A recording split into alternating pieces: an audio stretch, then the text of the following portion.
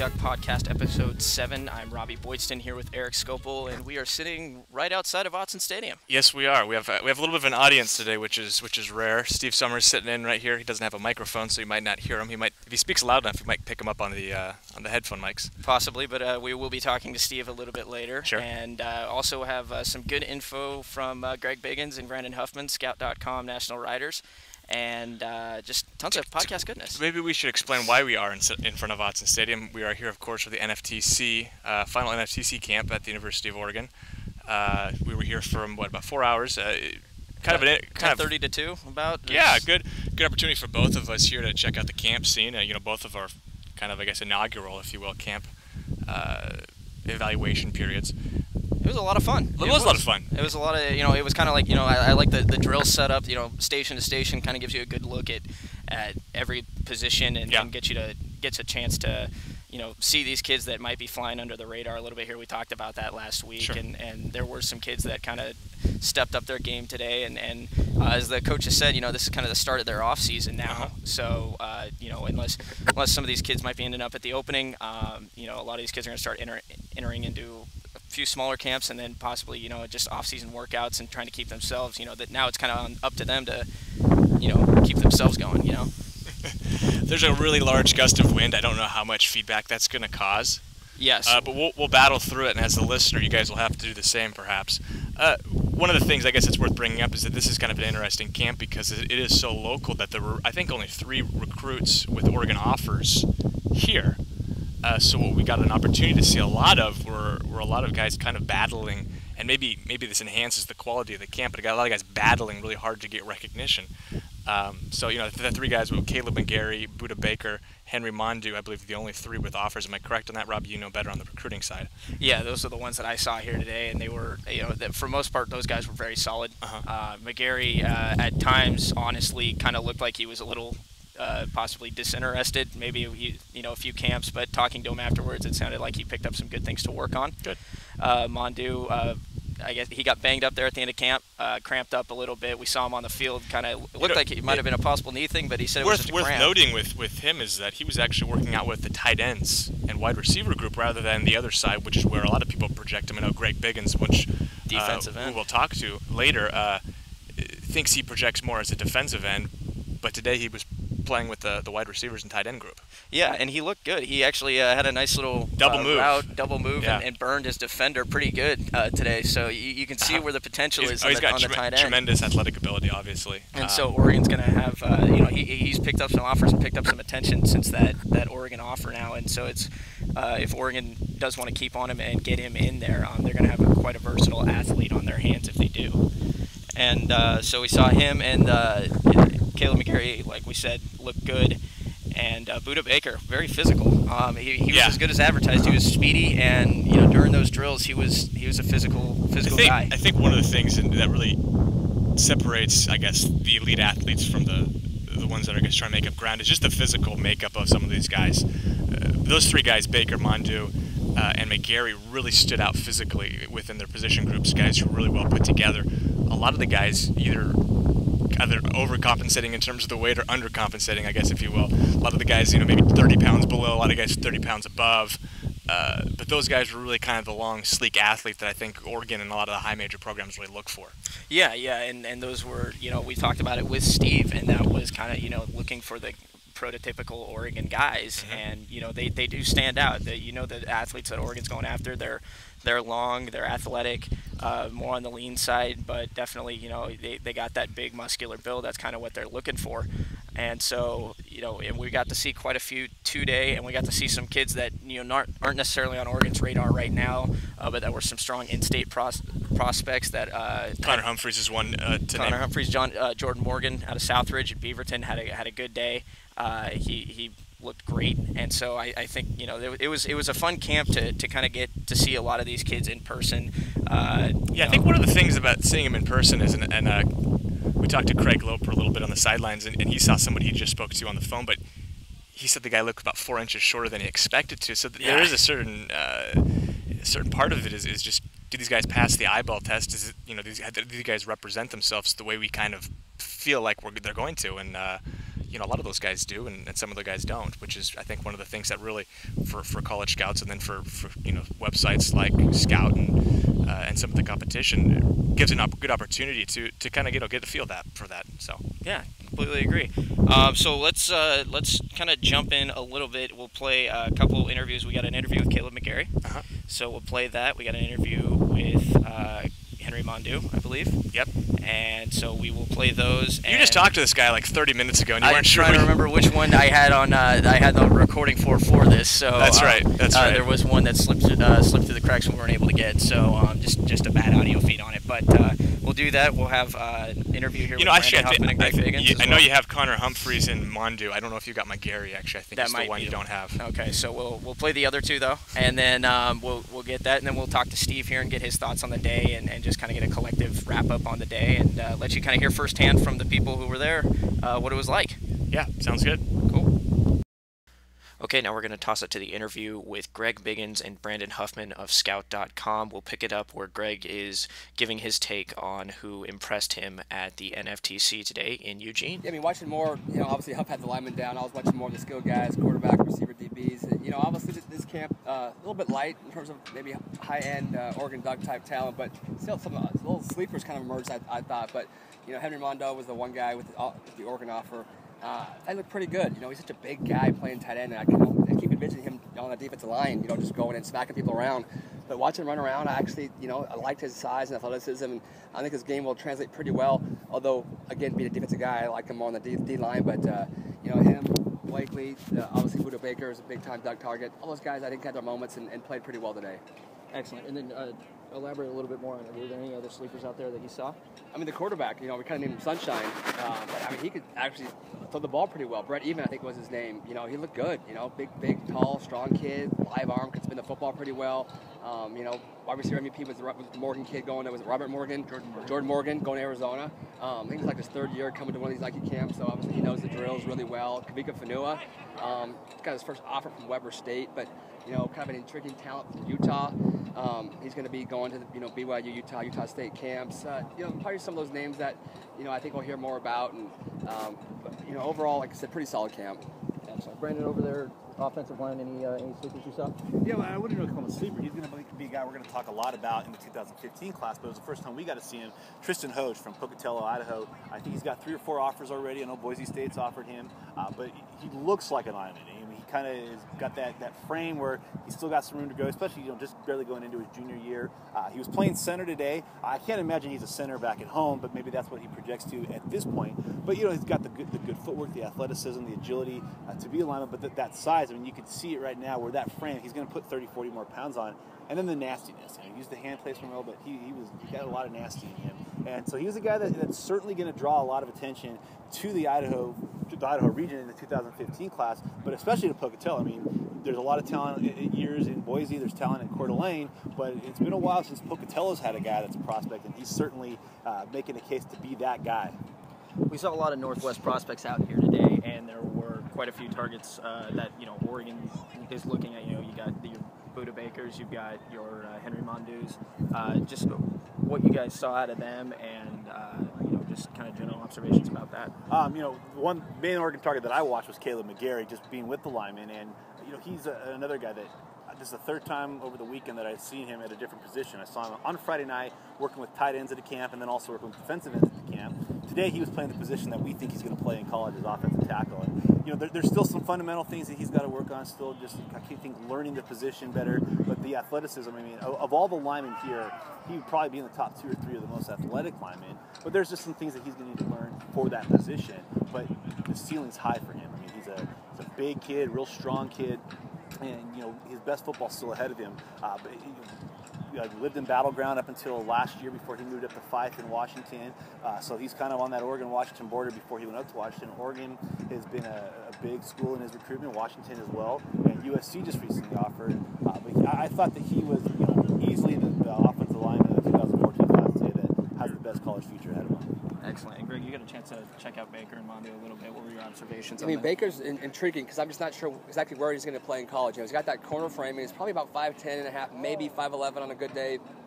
buck 180, you know, about there. So he's got corner size, but he really likes to play safety. That's what he told me he wants to play, and he's got, you know, those rangy skills and just such a high football IQ. You know, I think I'm not going to say they thought they were going to expect more out of him today, but he really stepped up when they went to the half skelly period, which makes sense. I mean, he's a gamer. He's not going to guy who's going to stand out so much in the one-on-one period. You know, doesn't do a whole lot of one-on-one covering receivers back at home. But in the half skelly, which is the most like football we have at these Nike camps, you know, he really shined. Just his football instinct, just, you know, makes so many plays from sideline to sideline, always in the right place. But again, you know, corner frame, wants to play safety. Can he grow into a safety? Does he just come up and kill people? You know, he'll probably be able to answer that one more than I could. But, you know, athletically, I like him a lot. I love the way he plays. High football IQ. Again, Mondeaux, huge kid. I mean, probably 6'4", 250, 255 even. Like I said, run around with the tight ends. Showed some good hands and actually catch the ball and runs up the field really, really well. I'm not sure he's the guy you want to have, you know, going 50 yards on the field running deep routes because he's such a big physical kid. He's probably more of your, you know, your 10, 15-yard guy. And I imagine him being a heck of a blocker at the high school level. Again, as I said earlier, I'm a defensive guy. I would love to see him play there. But, you know, athletically, I can see why Oregon has offered him. He's got a lot of athletic tools with his size, you know, high upside there. What do you guys think thus far, you guys being, you know, national writers, what do you guys think about Oregon's class thus far, bringing in a couple of the JUCO kids this week, and then they've been able to put in, you know, Jordan Hoyam, a linebacker out of Hawaii, Tyrell Crosby out of Vegas, or out of Nevada, that big O lineman, and obviously Morgan Mahalik, been able to put together a little bit of a solid class thus far. Interested to hear your guys' comments on that. I kind of knew they don't really get this many early commitments. That's kind of not a knock on Oregon, but they usually don't, you know, fill up till a little bit later on. But all those guys, I think, they've hit on every single one of those guys. You know, Jordan's the guy who was supposed to be here today. Unfortunately, couldn't make it. But I like him a lot. You know, I know Huff saw him last year at this camp, and his film is really, really good. I mean, I think he's an elite linebacker. You know, great size. Could maybe even go into that maybe a defensive end. You don't want to ever compare anybody to, you know, a guy who's got drafted, you know, the first 5 picks of the draft. But I mean, he has that kind of, you know, size and speed potential to be, you know, a Deion Jordan type of athlete with the size and the speed off the edge. Morgan Mahalik's a guy who didn't even play last year as a backup, but has looked very good at all these different camps. And, you know, Elite 11 candidate. My gut is that he probably will make it. You know, huge arm, you know, big kid, pretty good athletic ability. You know, so again, you're always talking about upside. You'll hear us talk about upside. What does that mean? It just means he's a guy who, you know, there might be other guys better right now, but how does he project 2 years down the line, 3 years down the line? You know, Morgan's got a lot of potential with him. Right. And Brandon, what are your thoughts? Well, I think, you know, I got a chance to see Dominique Harrison last month when I went over to Contra Costa College doing a little Bay Area swing, and, you know, got to see him work out. And there's a guy that obviously they're kind of hedging their bets in case EFO decides to leave for the NFL after this year, or a guy that could take over if Terrence Mitchell were to leave it. And, you know, being that he's a JC guy, the expectation isn't that he's going to come and languish on the bench and get ready to play at the collegiate level. They're bringing him in with the expectation that as soon as he steps foot on campus, he's making a major play for playing time.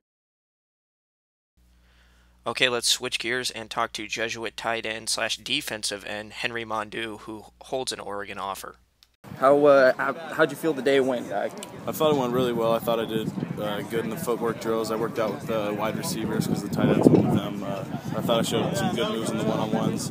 Cramped up late, so I didn't get to do the 7-on-7, but I thought I did an overall pretty good job. Yeah, how is that like doing? So a little gimped up? It's all right. I cramp up a lot. I'll be fine tomorrow. Excellent. What's some things that you kind of took out of this that you're going to be able to keep working on here as we get into the off season? Definitely some of the routes. Just a lot of great coaching, a lot of little things that I can work on, like being quicker in my cuts and stuff like that. It's just really good coaching. It's a great experience for you. Excellent. What's the latest with you on recruiting? Who's been in contact with you lately? Well, I have, I think, 10 scholarships right now, and I've been keeping it open until later in the summer. Heading into next football season, is there any more plans to maybe come back out here, check it out, maybe take an official? Definitely. I'm going to definitely come out during the summer and then narrow down my officials early when the season starts. And now we're going to talk to another talented Oregon prospect, U.S. Army All-American and Central Catholic defensive end Connor Humphreys. How you doing? Pretty good. How's it going? Good. How'd you feel the camp went today and your overall performance? I felt like I had pretty good. There was some tough competition, but I felt like I came out here and did my best. Anything that you took out of this that you're going to be using, training-wise, you working on to improve over the summer? Of course. I mean, they're best coaches around, technique and everything. I have to take stuff away from this. Were you able to kind of build bonds with these coaches and be able to get that direction, get that kind of information that you need to get going forward? Yeah, for sure. They come out here and they know their stuff and they know that what we're trying to do, and so they just lead us down the right path. What's the latest with you in recruiting? Who's been talking to you and who's been pursuing you pretty aggressively? Well, I just got my 15th offer from Army just last week, so I definitely have to consider them. But right now I'm staying open to everyone. I'm just taking everything in, and I'll probably decide later in October, November. So you're still staying with that timeline, maybe narrowing it down over the summer. I think when I talked to you last, you said you're going to take a couple officials and then kind of make your decision. Is that still what you're looking at doing? Yeah, it depends. I may try to commit during the Army All-American game because I was named the Army All-American. So just where I'm at. And once again, just talk about that Army All-American thing. You talked to me and said that it was a very big deal for you. Something that you'd taken players in the past that you use that as motivation to kind of get yourself to that position. Yeah, our school's had 3 other Army All-Americans, so just me being able to fill in their shoes and represent Oregon, it's just a huge accomplishment for me. It's been a goal ever since I saw the first selection tour come by Central, so I'm honored to be Army All-American. Excellent. And then last time I did talk to you, there was a little bit of contact with Oregon, not a lot. Is there any updates there? Still no Oregon. Haven't talked to any Oregon coaches at all. And finally, we are going to talk to eDuck publisher Steve Summers about his take on today's NFTC. Well, I thought it was a good day for the Northwest athletes. There was a good turnout of probably around, I'd say 150 to 200 potential student athletes. They came from mostly Oregon and Washington. There were some from California, some from other places. But it was from the sort of Nike camps I've seen in the past. It was not overloaded with young men that were not going to be have any chance of playing at the next level. So it wasn't a madhouse, I guess, is the better way of putting it. In camps I've been to in the past, there were just so many kids that it was really hard to get a feel for some of the players that were standing out. But I overall, I think that the talent level seems to be better than it had been in previous camps that I've seen. And being a veteran of so many of these camps and having seen it so many times, with all your work with eDuck, just tell me, is it a bit easier, at this point, evaluating the talent, when you've got a few targets that Oregon's already looking at, and then you've got a few kind of under the radar Oregon, Washington prospects out there that you can kind of key into. Does that make it a little bit easier when you can kind of pick and choose like that? I think it does. I think it was really easy to spot the guys that if a guy is a 4-star guy, I think he really stood out. Buda Baker, for example. Right. He was a very smooth player, very quick. Caleb McGarry, another guy. And I think that you and I and Erik Scopel talked about this, about looking for guys that look like Oregon Ducks. In other words, go out to a place like this and see the players. If they look like the players that are on the Duck roster, it's a pretty good chance that that's who the Ducks are looking at.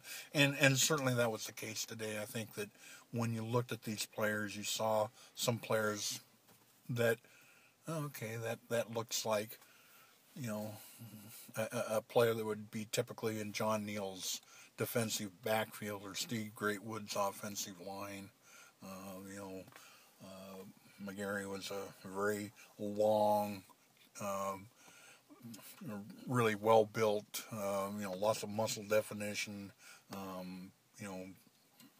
He looked the part of the type of offensive lineman or defensive lineman, for that matter, that the Ducks seem to favor at this point. The same with Baker. Very very smooth, very quick, a lot of speed. He just had, and in competition that he was dealing with, he just had speed to spare when if he needed to turn the jets on, he could. now we're kind of heading into, this was the first camp. We got the opening here at the end of the month where you're going to see possibly just a little bit higher caliber of talent out there.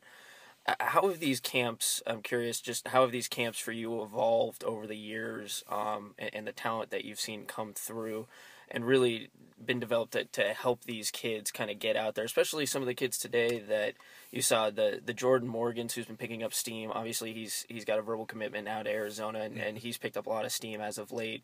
And some of these other kids that were kind of flying under the radar, and now they give it an opportunity here with these camps to kind of show and prove what they can do out on the field. How has that kind of evolved over the years?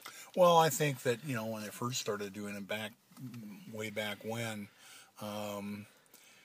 it was more perceived, well, that's a nice thing for, a nice, today it's Sunday when they did it, but when they were doing it on Saturday, well, it's a nice activity for a bunch of kids to go out, and you might have high school coaches bringing in, nearly the whole team, and that's not the case. So it's become more refined, as at least the camp today was, and there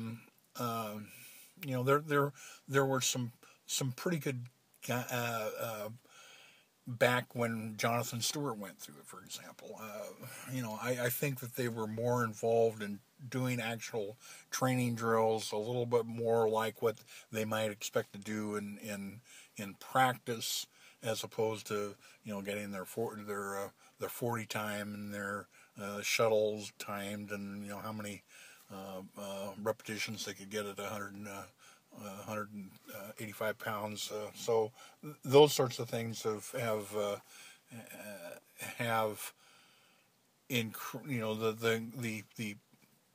training that they did today, I think, is a little bit more serious in terms of what a player might expect to find in a real Division I football practice.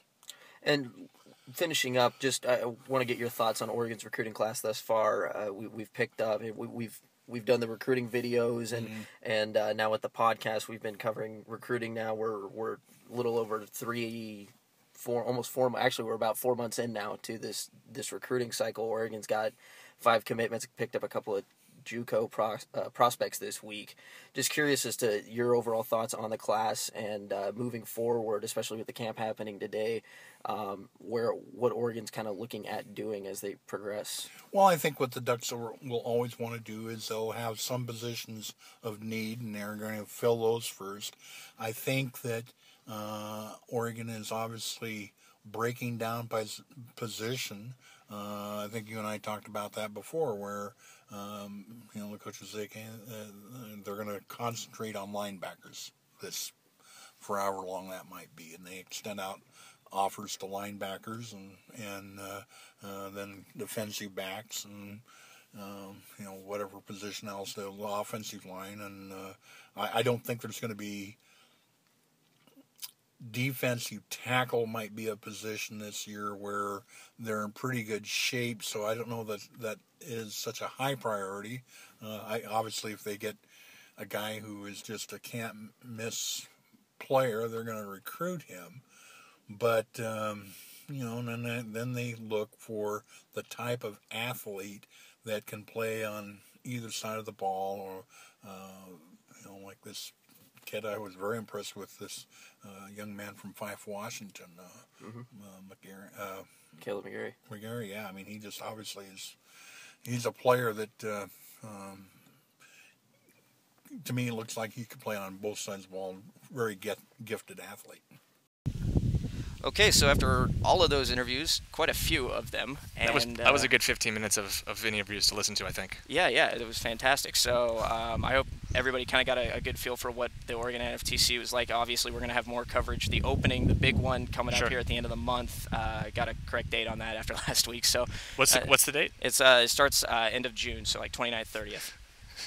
That's not quite a correct date. I mean, that's a correct, general... You're just screwing with me now. You said you had a correct date, then you threw out 2 or 3 days. Well, no, it's over the weekend. Okay.